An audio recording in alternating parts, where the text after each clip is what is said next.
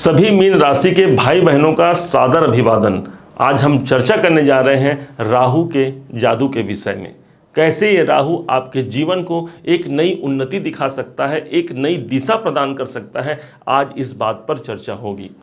गया वो जमाना जब सोचा जाता था कि राहु सिर्फ भय के कारक हैं, सिर्फ हमारे जीवन में परेशानी के कारक थे। लेकिन ध्यान रखिए, राहु वो ग्रह है जो किसी के पास जो सामर्थ्य नहीं, वो अकेले राहु के पास समाहित होता है। अमृत का पान करा रहे थे भगवान नारायण मोहिनी रूप धर करके। समुद्र मंथन का वो घटना याद कीजिए, जिस समय पर सभी दानवों को एक साइड बैठा दिया गया और दूसरे तरफ से एक पंक्ति में सभी देवताओं को भगवान नारायण मोहिनी रूप धारण करके सबको अमृत पान करा रहे थे। तुरंत राहु का दिमाग काम किया और कहे कि नहीं, हमारे साथ तो षड्यंत्र हो रहा है, और दौड़ करके चले जाते हैं, अपना रूप बदलकर स्वांग बना करके और बैठ जाते हैं उस स्थान पर जहां पर देवता गण स्थित होते हैं। सूर्य और चंद्रमा के बीच जाकर के बैठ जाते हैं और किसी भी रूप में उन्होंने अमृत पान कर लिया, अर्थात अपने लक्ष्य को प्राप्त कर लिया। और यही है राहु का सबसे बड़ा जादू। और यही जादू जो राहु है, ठीक आपके मीन लगन के अनुसार आपके अपने ही लगन पर समाहित है। लग्न पर यह स्थान होना, अर्थात आपके शरीर पर यह राहु विद्यमान है। होना क्या चाहिए? स्वास्थ्य संबंधी दिक्कतों का सामना करना पड़ सकता है, इसके लिए आप सचेत रहेंगे। एकमात्र आपको एक ध्यान रखने की आवश्यकता रहेगी। उसके अलावा बहुत से पॉजिटिविटीज राहु के पास हैं। सबसे प्रथम यह होगा कि राहु के पास वो मानसिकता है जो किसी के पास नहीं, अर्थात अपने आप को प्रूफ करने के लिए एक नई मानसिकता को आप जन्म दे पाएंगे इस अवधि में, इस समय पर। राहु जहां पर स्थित है, यहां से ठीक इनकी पांचवी दृष्टि आपके पंचम भाव पर पड़ती है। ध्यान रखिएगा, सिर्फ एक देवगुरु बृहस्पति के पास पांचवी दृष्टि होती है और दूसरी होती है एकमात्र राहु के पास, जिनकी पांचवी दृष्टि यदि आपके पंचम भाव पर पड़ती है, अर्थात एक नए सोच की आवश्यकता है। कैसे मैं अपने कैरियर को एक बहुत ऊंचे लेवल पे ले जाऊं। आप जो अभी तक सोचते आ रहे हैं, जो डिसीजन लेते आ रहे हैं, उसमें एक नयापन लाने की आवश्यकता है, क्योंकि राहु हमारा नया ग्रह है। अब नया ग्रह हमने कह दिया, क्यों कहा भाई? ध्यान दीजिएगा, पहले से 7 ग्रह तो ऑलरेडी पहले से थे, लेकिन राहु और केतु जब अलग हुए तभी जाकर के इन दोनों का प्रभाव सौर मंडल में प्रतिस्थापित किया देवाधिदेव महादेव ने, भगवान नारायण ने। इसलिए इसे नया ग्रह कहा गया है और नवीनतम सोच रखते हैं ये राहु।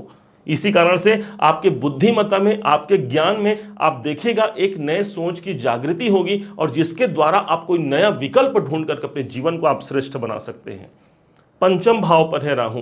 पंचम भाव मेरे विद्या का होता है, मेरे संतानों का होता है। अपने बच्चों के लिए एक नया सोच आप कायम कर पाएंगे, उनके कैरियर के लिए, उनके जीवन में जो उनकी उन्नति है उसके लिए आप विशेष प्रयास कर पाएंगे। यही है राहु का पंचम दृष्टि का सबसे बड़ा प्रभाव।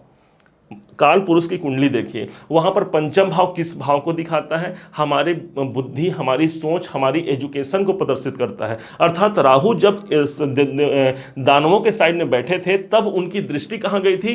ठीक जहां पर अन्याय हो रहा था, और वहां पर उन्होंने अपनी मानसिकता को चेंज किया और वहां पर पहुंच करके उन्होंने अमृत पान कर लिया। ठीक इसी प्रकार से जब राहु यहां बैठे हैं तो इनकी दृष्टि आपके पंचम पे आएगी। एक नए सोच की आवश्यकता है जहां से हम परिवर्तन कर सकते हैं। कोई शेयर मार्केट में आप बहुत पैसा लगा चुके हैं और यदि उसका प्रतिफल नहीं निकल के सामने आ रहा है, तो उसमें कुछ नया चेंज करने की आवश्यकता है। आप ये समझें, क्योंकि राहु मतलब सिर्फ और सिर्फ परिवर्तन। यदि आप एजुकेशन प्राप्त कर रहे हैं, शिक्षा में कोई बड़ी अच्छी बढ़ोतरी नहीं हो रही है, पंचम दृष्टि है, तो कहा जा रहा है पंचम दृष्टि मेरी विद्या का स्थान होता है, और राहु बोल रहे हैं कि मैं परिवर्तन का ग्रह हूं, अर्थात अपनी विद्या में, अपनी जो नॉलेज प्राप्ति में, उसमें एक नए परिवर्तन की आवश्यकता है। तब यह राहु आपको 100% और अच्छे परिणाम आपको निकाल करके देता है। दूसरी ओर देखा जाए तो यही राहु की एक दृष्टि पड़ रही है सीधे आपके नवम भाव पर। नवम भाव वो स्थान हो गया जो भाग्य का स्थान है। अब राहु कौन है? तो राहु बोलते हैं मैं परिवर्तन हूं, एक ऐसा परिवर्तन हूं जो नॉर्मल परिवर्तन नहीं, बहुत बड़ा परिवर्तन हूं। ध्यान रखिएगा, जीवन में जब भी कोई बड़े परिवर्तन होते हैं, राहु के इन्वॉल्वमेंट के बिना वो परिवर्तन संभव है ही नहीं। आप संसार में, दुनिया में कोई भी कार्य आप देखते होंगे, जो अचानक से जो घटना घटित होती है, वहां पर राहु का हाथ होता है। और जब इतने लंबे अवधि तक आपके भाग्य भाव को ये प्रभावित कर रहे होंगे, इसका मतलब हमारे भाग्योन्नति में एक नए परिवर्तन का समय चल रहा है। देख लीजिएगा, सन 2024 का ये समय चल रहा है और मई 2025 तक के ये राहु रहेंगे आपके अपने मीन लग्न में ही रहेंगे। इसका मतलब साक्षात निकलता है कोई विशेष परिवर्तन हमारे भाग्य उन्नति में होगा, क्योंकि नवम जो दृष्टि होती है वह भाग्य की दृष्टि होती है और राहु परिवर्तन के कारक होते हैं। कोई विशेष बदलाव की स्थिति बन सकती है। यदि उच्च अधिकारियों से, आपके जो सीनियर हैं उनसे आपके सपोर्ट प्राप्त नहीं हो पा रहे हैं, एक अच्छा अवसर मिल सकता है। आप यदि कंपटीशन एग्जाम दिला रहे हैं, एक बेहतर विकल्प निकल करके सामने आएगा। भाग्य में आपको दिखेंगे कि भाग्य हमसे, हमारे हाथ से छूट रहा है, भाग्य हमारे पास नहीं आ रहा है, हमने बहुत प्रयास किया, उसके बाद भी भाग्य हमारे हमसे दूर जा रहा है। ये सब भय और भ्रम देंगे, क्योंकि राहु भय और भ्रम के सूचक होते हैं, आपके अपने लग्न पर बैठे हैं। लेकिन दूसरी तरफ यदि जो डरा नहीं वही आगे बढ़ गया और जीत को हासिल कर लिया, और ये मेंटालिटी हमारे अंदर होनी चाहिए कि भाई राहु हमारे लग्न पे है, अब हमें डरने की आवश्यकता नहीं। याद रखेंगे, राहु एक भय है, एक भ्रम है, और साथ ही साथ राहु एक धुआं है, एक अंधेरा भी राहु है। इसलिए हमें उस अंधेरे से डरना नहीं है, उस धुएं से डरना नहीं है। जब उसके आगे हम निकल जाते हैं तो यही मानिए ये भाग्य का स्थान आपने जीत लिया, एक बड़े परिवर्तन को अपने भाग्य उन्नति में लगा लिया। पंचम भाव को जीत करके अपने संतान, अपने प्रेम, अपने दाम्पत्य जीवन को भी आपने अपने नियंत्रण में रख लिया। यह है राहु का सबसे बड़ा प्रभाव। अब कौन से वो उपाय हैं जिनके माध्यम से इस राहु को हम और बेहतर बना सकते हैं? ध्यान होगा आपको, जब राहु का सिर काट दिया भगवान नारायण ने, तब राहु ने पूछा कि भगवान नारायण अब मेरा क्या होगा, क्योंकि मेरे आधे हिस्से का तो केतु बन गया और मैं स्वयं राहु बन गया, तो अब हमारे शरीर का क्या होगा, हम कहाँ जाएं, क्योंकि हमें अब पूर्णता नहीं रही प्रभु। तब नारायण ने कहा कि तुम दोनों जाकर के 9 ग्रह मंडल में निवास करो। 7 ग्रह थे, इन दोनों ग्रहों को जोड़ दिया गया, तभी से हमारे ग्रहों में 9 ग्रह की संज्ञा दी जाती है और इन्हें नारायण कहा जाता है, इन्हें भगवान भी कहा जाता है। इसीलिए हम क्या बोलते हैं कि 9 ग्रह भगवान की जय। उनके साथ 7 ग्रहों के संग मिल करके ये भगवान की उपाधि इन्हें प्राप्त हो गई। केतु तो भाई निर्वित्त मार्ग के थे, केतु ने स्वीकार कर लिया और चले गए 9 ग्रह मंडल में। लेकिन राहु के पास वो शांति नहीं है। राहु तो और अधिक जो अनलिमिटेड है वो राहु है। राहु को शांति नहीं मिली, तब उसने देवाधिदेव महादेव को स्मरण किया, पुकारा, अखंड तपस्या करके देवाधिदेव को, भगवान भोलेनाथ को इन्होंने प्रसन्न किया। भगवान भोलेनाथ जब आए तो कहे कि राहु मांगो। तब राहु ने कहा कि प्रभु अब मैं ये सर लेकर के कहाँ जाऊं और कैसे मैं अपने जीवन में एक बेहतर विकल्प को देख करके जीऊं, मैं आप मुझे यही बताइए।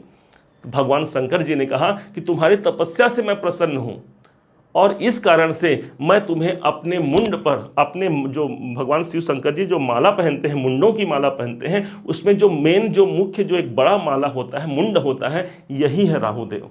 और भगवान शंकर ने उठा करके उसे अपने माले में स्वीकार कर लिया, अर्थात मुंड की माला धारण कर लिया भगवान ने। कहा भी जाता है कि भगवान शंकर से बड़ा कोई उपकारी नहीं है, कोई भोला भाला नहीं है। और तभी से ये राहु इतराने लगा कि भगवान शंकर का साथ मिल गया, लेकिन शिव शंकर की कृपा से ही ये राहु डाउन हो सकता है। राहु एक धुआं है, ध्यान दीजिएगा।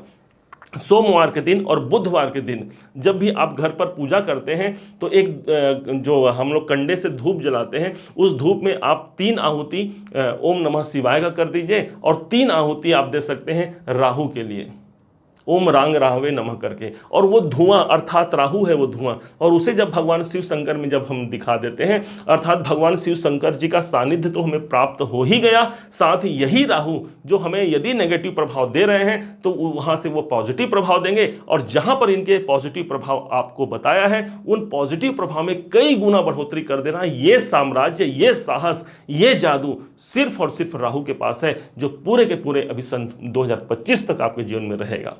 इसका लाभ लीजिए, अपने जीवन को उन्नत बनाइए। इन्हीं शुभकामनाओं के साथ अब ये वीडियो हम विराम देते हैं।